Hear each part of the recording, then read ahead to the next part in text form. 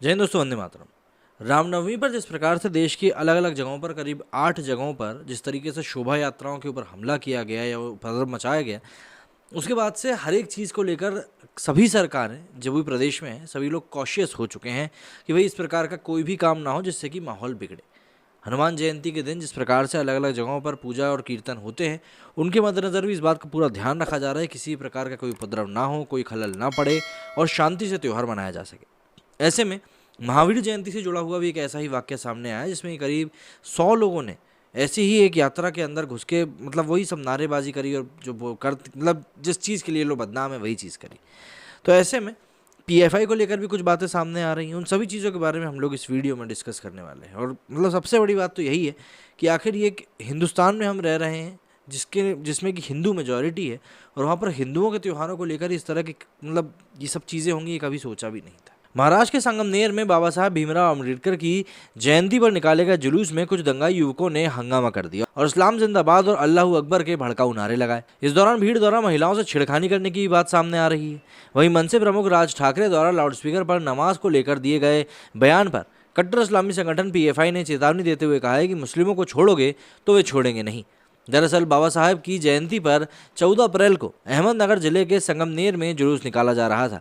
इस दौरान 100 से 120 मुस्लिमों की भीड़ ने हाथ में धार्मिक झंडे लेकर आपत्तिजनक नारे लगाना शुरू कर दिए। जुलूस में अफरा तफरी का माहौल पैदा करते हुए दंगाइयों ने न सिर्फ इस्लाम जिंदाबाद और अल्लाहू अकबर नारे लगाए बल्कि महिलाओं से छेड़खानी भी करी। इसका वीडियो भी सोशल मीडिया पर अब खासा वायरल हो रहा है। इस मामले को पुलिस ने गंभीरता से लिया है। महाराष्ट्र पुलिस ने इस मामले में करीब 100 से 120 दंगाइयों के खिलाफ मामला दर्ज कर लिया है।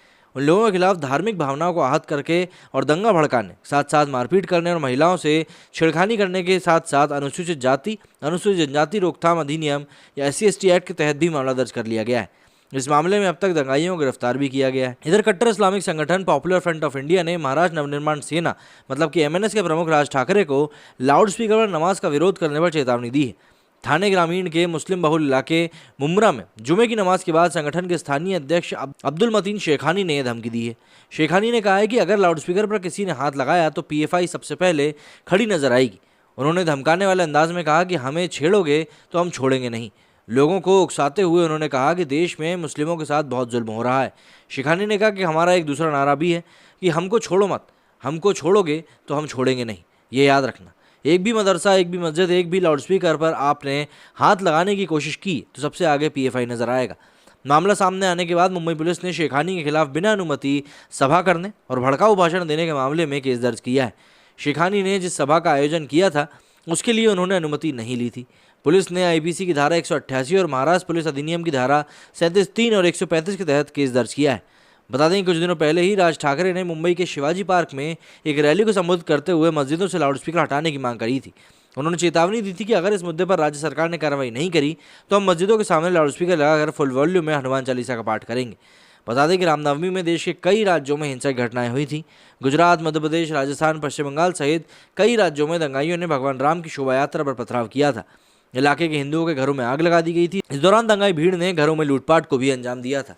तो ऐसे में आप ये खुद ही सोचिए कि देश का माहौल इस समय किस तरह का हो गया है या फिर किस तरफ जा रहा है, क्योंकि जो चीज़ें सीधे सीधे तौर पर हमारे सामने हैं उनको लेकर तो कहीं से कहीं तक भी नहीं लगता कि ये चीज़ें शायद ठीक हो सकती हैं। पीएफआई का नाम भी बार बार हर एक मामले में सामने आ रहा है। ऐसे में सुगबुगाहट ये भी हो रही है कि शायद पीएफआई को अब जल्दी ही बैन कर दिया जाएगा। मेरे इस वीडियो में फिलहाल इतना ही। जय हिंद, जय भारत।